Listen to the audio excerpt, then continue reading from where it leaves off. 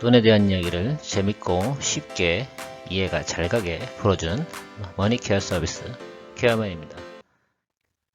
네, 오늘 준비한 내용은 바로 비디오 관련된 업종이고요. 평상시에 여러분들이 잘 보지 못하는 업종이기도 하고요. 우리나라에 애널리스트도 제가 알기로는 없는 걸로 알고 있습니다. 그래서 많은 분들이 이쪽에 관련된 리포트나 내용들이 잘 접하기가 어려운 것도 사실일 겁니다.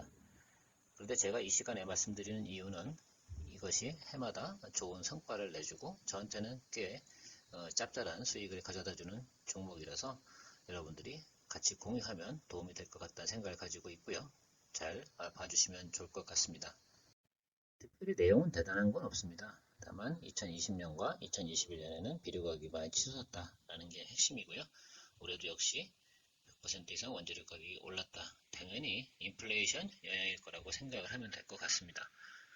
그 중에 질소 비료가 가장 중요한 거죠. 질소는 전량 해외로부터 원재료를 수입해야 됩니다. 바로 석유나 석탄에서 추출을 해서 만드는 것이기 때문에 그렇죠. 그래서 여러분들 같은 경우도 이런 부분은 좀 상식적으로 알고 계시면 좋을 것 같습니다. 그러니 올해는 시장 점유율 1위 기업인 남해화학 같은 경우는 더욱 예를 들어서 주가 상승에 기여하는 바가 좀 크지 않을까라는 생각을 가지고 있습니다. 미국 기업을 좀 살펴봤습니다. CF 인더스트리라는 회사인데요. 미국에서 질소비료 가장 많이 생산하는 회사라고 합니다. 미국에서 이미 2022년에 100% 주가 상승을 보이는 모습을 보이고 있거든요.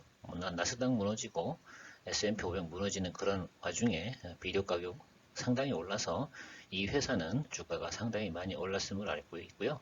지금 현재에도 주가가 무너지지 않고 잘 버텨주고 있습니다. 그러면 당연히 내년에도 좋은 성과를 낼 거라고 리포트들도 나와 있습니다. 유럽 같은 경우는 천연가스 수급이 안 좋으니까 당연히 어떻게 됐어요? 질소비료 생산에 차질이 있을 거고요. 그래서 생산을 중단하거나 공장을 폐쇄하는 그런 뉴스가 있습니다. 그래서 내년에는 다른 나라로부터 비료를 수입해야 되는 그런 상황에 놓여 있다라고 보시면 될 것 같아요. 당연히 그렇게 되면 비료 수급에 차질이 많이 있을 겁니다. 우리랑 가장 밀접한 중국에 대해서 살펴보면 중국 역시 2022년도 올해 수출을 38% 감소시켰다. 이 이유는 중국 내에도 비료가 상당히 부족하다고 합니다. 석탄로 개조를 해야 되는데 석탄으로 추출하는 부분을 막기도 하고요. 또 그러다 보니까 생산량이 부족해지는 그런 현상들을 가지고 있고 중국 내에서도 비료 가격 상승은 피할 수가 없었다라고 합니다. 우리나라 같은 경우는 그렇게 되면 중국으로부터 수입을 많은 양을 감당해 왔는데 그 부분이 문제가 되겠죠. 다행인 것은 우리나라 기업들이 원재료 부분은 충분히 가지고 있어서 생산에는 차질이 없는데 다만 비료 가격이 문제다라고 보시면 될 것 같아요. 주가 차트를 한번 살펴보고 얘를 왜 제가 거래를 하고 있는지 그리고 왜 여러분들한테 소개하는지에 대한 이유만 간단하게 설명드려 보면 해마다 봄이면 어때요? 이렇게 주가가 올라가죠. 이 포인트가 가장 핵심 포인트고요. 그 다음에 어때요? 뭐 여름 지나고 나면 주가가 다 하락하는 이런 모습을 보이고 있습니다. 이 점을 착안하시면 될 것 같고요. 더군다나 이 종목을 한번 살펴보세요. 이게 매물대인데요. 보유한 어떤 때 많은 분들이 어느 구간에 어느 가격대에 많은 주식을 보유하고 있는지를 살펴보면 그러면 지금 현재 가격보다 어때요?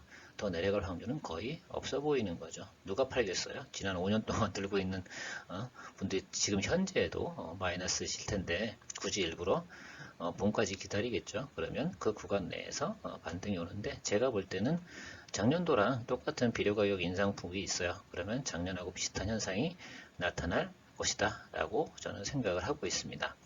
이 작년이라고 하는 건 2022년 봄을 이야기하는 거지 2021년 봄을 이야기하는 건 아닙니다. 물론 2021년에도 많이 올랐어요. 그 점 착안해 보시면 좋을 것 같아요. 그래서 시장 점유율 1위 기업은 우리가 한번 살펴보고 가는 게 좋다. 1년에 한 번 정도는 꼭 우리에게 좋은 기회를 준다라고 생각을 합니다. 조비 역시 마찬가지고요. 패턴은 같아요. 그죠? 다만 이 종목은 시가총액이 작습니다. 그러니까 여러분들께서 이 거래할 때는 좀 다이나믹하게 움직이니까 저는 그래도 주식을 거래한 경험이 많으시거나 좀 간이 크신 분들 같은 경우가 거래해 보시는 게 좋을 것 같고요. 아니면 뭐 그 남해학 한 70% 조비 30% 아니면 반반 뭐 이런 개념도 좋을 것 같고, 이것도 보유 물량대를 살펴보면 현재 가격보다 어떻습니까? 대부분 분들이 높은 때 주식을 보유하고 있어요.